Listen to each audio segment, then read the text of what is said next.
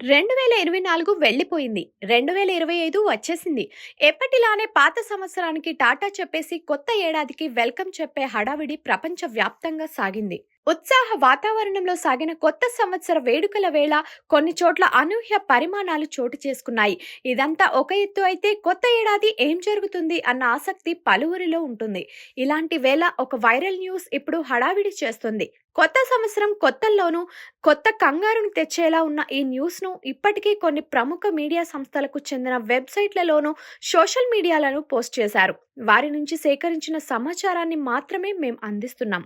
అంతే తప్పించి దీన్ని ధృవీకరించడం కానీ అది పక్కా అని చెప్పడం మాత్రం మేము చేయటం లేదు. దీన్ని కేవలం సమాచారంగా మాత్రమే చూస్తే సరిపోతుంది. ఇంతకు అసలు విషయం ఏమిటంటే 2025లో ప్రపంచవ్యాప్తంగా భారీ విపత్తులు చోటు చేసుకోవడం ఖాయమన్న అంచనాల్ని కొందరు జ్యోతిష్యులు వెల్లడిస్తున్నారు. ఇదంతా ఒక ఎత్తు అయితే 38 ఏళ్ల ఒక వ్యక్తి చెబుతున్న విషయాల్ని కాస్తంత ఆందోళనకు గురిచేసేలా ఉన్నాయి. ఆ వ్యక్తి మాటలకు అంత ప్రాధాన్యత ఇవ్వాల్సిన అవసరం ఎందుకంటే కరోనా మహమ్మారితో యావత్ ప్రపంచం తల్లడిల్లుతుందన్న అంచనా వేసిన తొలి వ్యక్తి అతనే కాబట్టి. 2018లోనే కరోనా లాంటి మహమ్మారి వస్తుందని, దాని కారణంగా లక్షల మంది చనిపోతారని ఆ వ్యక్తి చెప్పారు. అదే వ్యక్తి 2025 ఎలా ఉంటుందో చెప్పాడు. ప్రముఖ మీడియా సంస్థ మిర్రర్ పబ్లిష్ చేసిన స్టోరీ ప్రకారం అంటూ జాతీయ మీడియా సంస్థ ఒకటి ఉన్న కథనాన్ని పబ్లిష్ చేసింది. లండన్ కు చెందిన హిప్నోథెరపిస్టు నికోలస్ జౌజులా కొత్త ఏడాది ప్రపంచానికి విషమ పరీక్షలు ఎదురవుతాయని పేర్కొన్నారు. 2025లో మూడో ప్రపంచ యుద్ధం జరగడం ఖాయమన్నాడు. 2025 దయలేని సంవత్సరంగా మారుతుందన్న అంచనాను వినిపించాడు.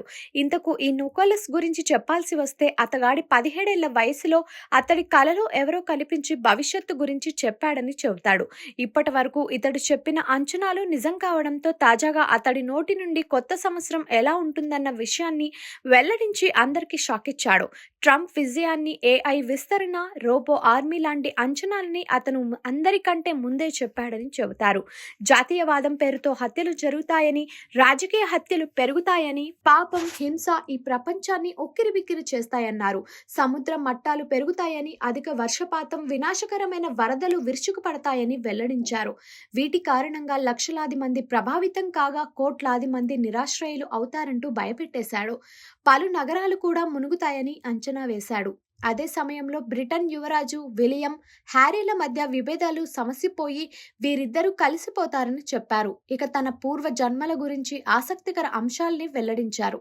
తాను ఈజిప్టు రాణిగా గత జన్మలో ఉన్నట్లు చెప్పిన అతను చైనాలో టైలర్గా, హిమాలయాల్లో సన్యాసిగా కూడా జీవించినట్టు చెప్పారు. తాను ఆఫ్రికాలో పుట్టినప్పుడు తాను మంత్రగత్తెగా పేర్కొన్నారు. ఒక జన్మలో సింహంగా కూడా బతికినట్లు చెప్పిన అతను మనిషి మరణం అంతం కాదని, ఆత్మ ఎప్పటికీ చనిపోదన్నారు. ఇతడి తాజా వ్యాఖ్యలు సంచలనంగా మారాయి.